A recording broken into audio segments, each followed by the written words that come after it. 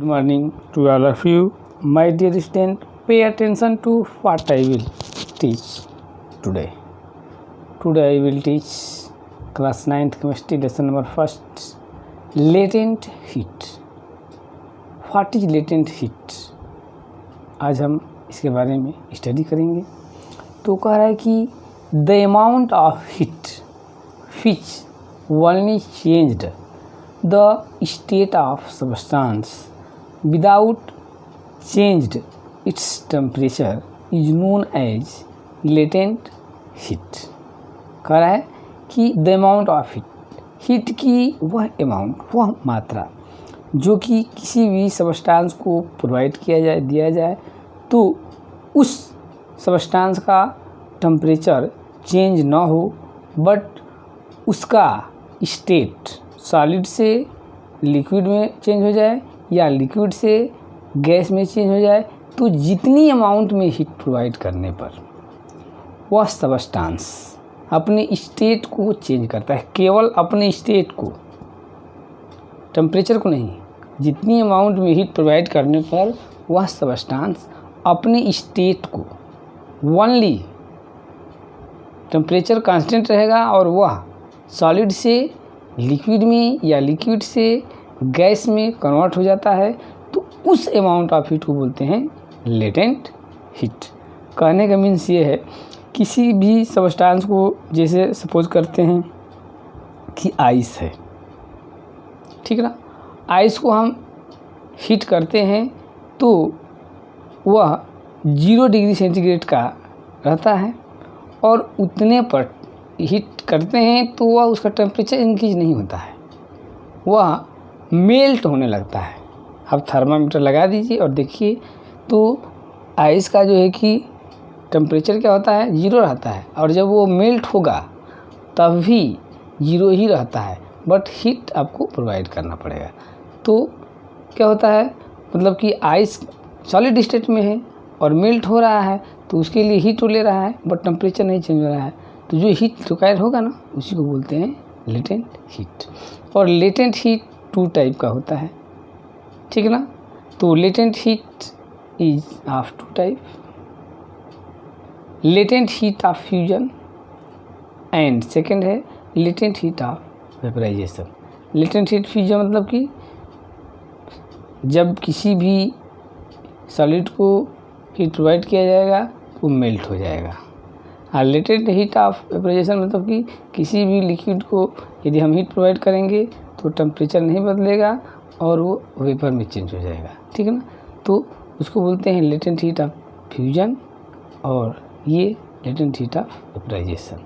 तो आइए हम देखते हैं लेटेंट हीट ऑफ फ्यूजन को कैसे हम समझेंगे और कैसे डिफाइन करते हैं।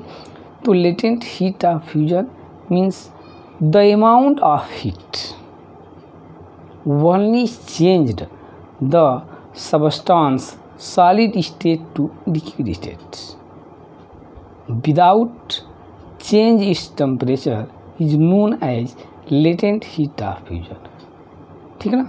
कह रहा है कि the amount of हीट की वह अमाउंट जो only चेंज, केवल चेंज करती है द सब्सटेंस को किसमें, solid state to liquid state, उतनी अमाउंट में हीट सब्सटेंस को प्रोवाइड कीजिए कि वह ओनली चेंज करता है किसको, सब्सटेंस को, सॉलिड से किस में, लिक्विड में, विदाउट चेंज इट्स टेम्परेचर, उसका टेम्परेचर चेंज नहीं करता है, बस क्या करेगा वो, किसको, सॉलिड से क्या करेगा, लिक्विड में कन्वर्ट कर देगा। तो जितनी अमाउंट में हीट लेकर के कोई भी सॉलिड लिक्विड में कन्वर्ट होता है बट टेम्परेचर उसका नहीं चेंज होता है, तो that amount of heat is known as latent heat of fusion. तो हीट की उस अमाउंट को बोलते हैं latent heat of fusion. For example में the latent heat of fusion of ice is कितना होती है, तो 3.34 × 10⁵ जूल पर किलोग्राम। तो latent heat of fusion ice का होता है ये, ठीक है ना, 3.34 × 10 जूल पर किलो। 1 किलो यदि आइस को हमको पूरी तरह से फ्यूज करना है, मेल्ट करना है, तो उसे इतनी जूल एनर्जी प्रोवाइड करनी पड़ेगी, हीट प्रोवाइड करनी पड़ेगी। और सेकेंड टर्म देखते हैं लेटेंट हीट ऑफ वेपराइजेशन।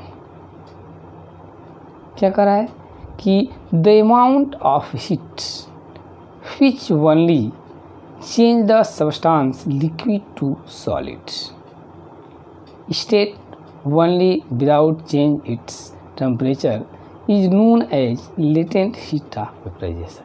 कहने का मीन्स ये है कि किसी भी लिक्विड को हीट दीजिए, जैसे आप सपोज करते हैं वाटर है 0 डिग्री सेंटीग्रेड पर है, तो उसको हीट देंगे तो वह धीरे धीरे धीरे धीरे हीट होगा, होते होते जब 100 पर आ जाएगा तो अब उसको हीट देंगे तो वह 100 के बाद उस वाटर का टेम्परेचर नहीं इंक्रीज होता है। अब क्या होता है भाई, तो वह वाटर 100 के बाद हीट प्रोवाइड करने पर वह वेपर में चेंज हो जाता है। तो वहाँ पर हम नोटिस करते हैं कि 100 के बाद कितनी अमाउंट में हम हीट प्रोवाइड करते हैं तो उसका टेम्परेचर चेंज नहीं होता है, बट वह लिक्विड से सॉलिड स्टेट में कन्वर्ट हो जाता है। तो जो अमाउंट वाटर 100 के बाद लेगा और लिक्विड से गैस में कन्वर्ट हो जाएगा, वही amount of heat is known as heat of vaporisation. Means किसी भी लिक्विड को उतना हीट दीजिए जो कि वह लेकर के अपनी स्टेट को ना चेंज करे और केवल क्या करे, अपने टेम्परेचर को ना चेंज करे और स्टेट को क्या कर दे, चेंज कर दे, उसको बोलते हैं latent heat of vaporisation. For example में latent heat of vaporisation of water is 22.5 × 10 joule per kilogram. 1 kilogram water को यदि हम वेपर में चेंज करते हैं तो 22.4 × 10⁵ जूल पर किलोग्राम जो है कि ये जूल कैलोरी यूज होती है। तो ये लेटेंट हीट ऑफ वेपराइजेशन। अब देखते हैं सब्लिमेशन। सब्लिमेशन क्या है भाई, तो एक ये स्पेशल टाइप की प्रोसेस है। सब्लिमेशन क्या है, तो the process in which a solids substance directly change into vapour और gas on heating without change into liquid state is known as sublimation। कह रहा है कि वह प्रोसेस जिसमें कि हीट देने पर कोई substance, the process in which a solid substance directly change into vapour, वो सीधे डायरेक्टली किस में बदल जाए, सॉलिड वेपर में, लिक्विड में। किसी भी यदि सॉलिड को हम टेम्परेचर प्रोवाइड करते हैं, हीट करते हैं, तो पहले वो लिक्विफाइड होता है, तब और करेंगे तो वेपर में चेंज होता है। लेकिन कुछ ऐसे सब्सटेंस होते हैं जिसमें कि सॉलिड को यदि हम हीट प्रोवाइड करें तो वह लिक्विड में ना चेंज हो करके डायरेक्ट क्या करता है, वो वेपर में या गैस में कन्वर्ट होता है। तो उस प्रोसेस को बोलते हैं सब्लिमेशन।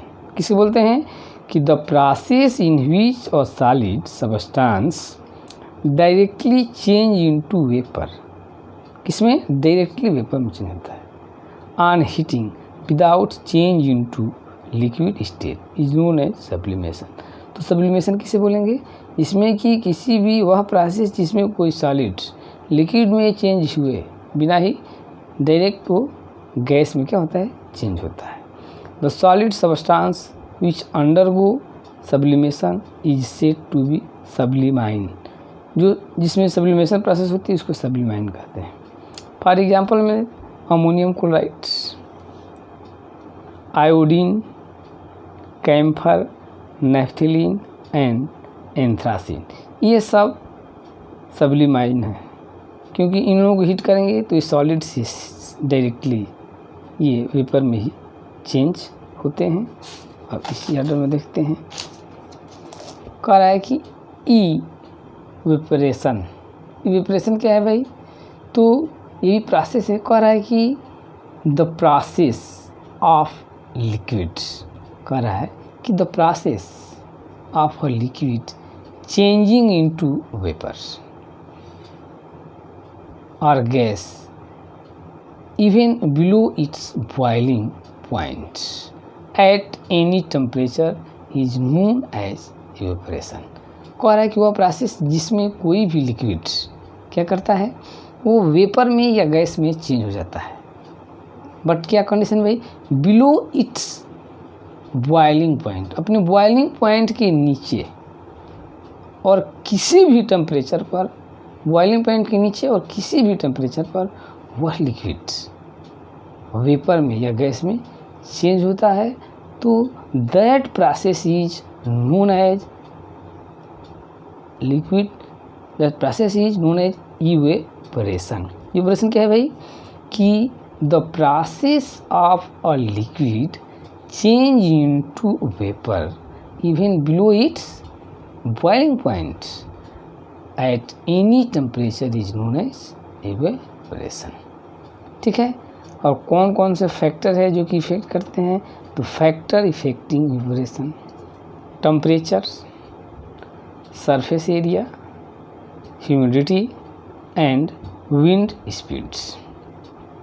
ठीक ना, ये फैक्टर है जो कि इवेपोरेशन को इफेक्ट करते हैं। तो फर्स्ट देखते हैं टेम्परेचर। टेम्परेचर कह रहा है कि the rate of evaporation increases on increasing the temperature, जैसे जैसे हम टेम्परेचर इंक्रीज करते हैं तो रेट ऑफ इवेपोरेशन इंक्रीज होता है। रीज़न क्या है, बिकॉज टेम्परेचर इंक्रीज करने पर जो लिक्विड के मालिक्यूल्स से उसकी काइनेटिक एनर्जी इंक्रीज हो जाती है और वे लिक्विड के सरफेस को छोड़ करके वेपर फॉर्म में आकर के वो इमिट हो जाते हैं। ठीक है, सरफेस एरिया, तो the rate of evaporation increases the surface area of liquids increases. कह रहा है कि कोई भी लिक्विड यदि कम सरफेस एरिया में, यदि हम उसको फैला दें, उसकी सरफेस एरिया को इंक्रीज कर दें, तो उसके सरफेस पर जो नंबर ऑफ पार्टिकल्स है उसके नंबर इंक्रीज हो जाएंगे और वो फास्टली अपने लिक्विड के सरफेस को लिफ्ट करके और इवेपोरेट हो जाते हैं। जस्ट लाइक है आपका ह्यूमिडिटी, ह्यूमिडिटी का इवेपोरेशन का इफेक्ट पड़ता है। तो कह रहा है कि when the humidity of air is low, यदि एयर में ह्यूमिडिटी कम है, लो है, then the rate of evaporation is high and water vapour more readily. तो जैसे गर्मी के दिनों में जब कड़ाके गर्मी पड़ती है तो उस समय एयर में ह्यूमिडिटी कम रहती है, ठीक है ना, और कूलर या किसी मिट्टी के वो सॉइल पॉट में जो वाटर रखा रहते हैं बहुत तेज़ी से फास्टली वो कूल हो जाते हैं, जबकि कपड़े भी जल्दी सूखते हैं। और इस समय में आपके रेनी सीजन में कपड़े या कोई भी चीज़ जल्दी सूखता नहीं है और कूलर वूलर के जो हवा है उतना ठंडी नहीं रहती है। कारण क्या है, ह्यूमिडिटी बढ़ जाती है जिससे कि इवेपोरेशन की रेट घट जाती है। तो when humidity of air is low, जब ह्यूमिडिटी लो रहेगी, then the rate of evaporation is high, तो इवेपोरेशन का रेट क्या रहेगा, हाई रहेगा। And water vapour more readily, और वाटर वेपर जल्दी से जो है कि फॉर्म होते हैं। अब when humidity of air is high, यदि हाई रहती है तो then the rate of evaporation is low and water evaporation very slowly, धीरे से होगा। विंड का speed, the rate of evaporation of liquid increases with increase wind speed, wind का speed increase होने पर रेट ऑफ इवेपोरेशन इंक्रीज होता है। Okay, अब देखते हैं कूलिंग काजेज बाई इवेपोरेशन। कारण इवेपोरेशन प्रोसेस पर कूलिंग हमें फील होती है, कूल ठंडा ठंडा।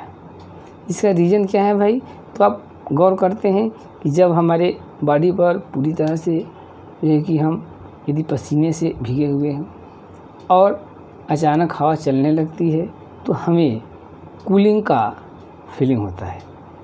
क्या कारण है, तो जो वाटर वेपर हमारे बॉडी के सरफेस पर रहते हैं वो बॉडी के से लेटेंट हीट गेन करके और वे इवेपोरेट हो जाते हैं, तो हमारे बॉडी का टेम्परेचर डाउन हो जाता है, जिससे हमें कूलिंग का फील होता है, ठंडा लगता है। कोई भी वोलेटाइल केमिकल जैसे परफ्यूम वर्फ्यूम बॉडी पर स्प्रे किया जाए तो उस कंडीशन में भी हम लोग देखते हैं कि हमें कूलिंग का फीलिंग होता है। कारण क्या है भाई, जब भी हम वोलेटाइल परफ्यूम वर्फ्यूम को स्प्रे करते हैं तो वह लिक्विड्स हमारे बॉडी से हीट को गेन करके और क्या होता है वो इवेपोरेट होता है, और इवेपोरेट होता है ठीक ना, तो हमारी बॉडी का टेम्परेचर डाउन हो जाता है और हमें कूलिंग का जो है कि फीलिंग होती है। तो यही कारण है कूलिंग काजेज बाई इवेपोरेशन। ठीक, इवेपोरेशन से हमें कूलिंग का क्या होता है, फीलिंग होता है। That's all for today. मेरे चैनल को सब्सक्राइब कीजिए, लाइक कीजिए और शेयर कीजिए।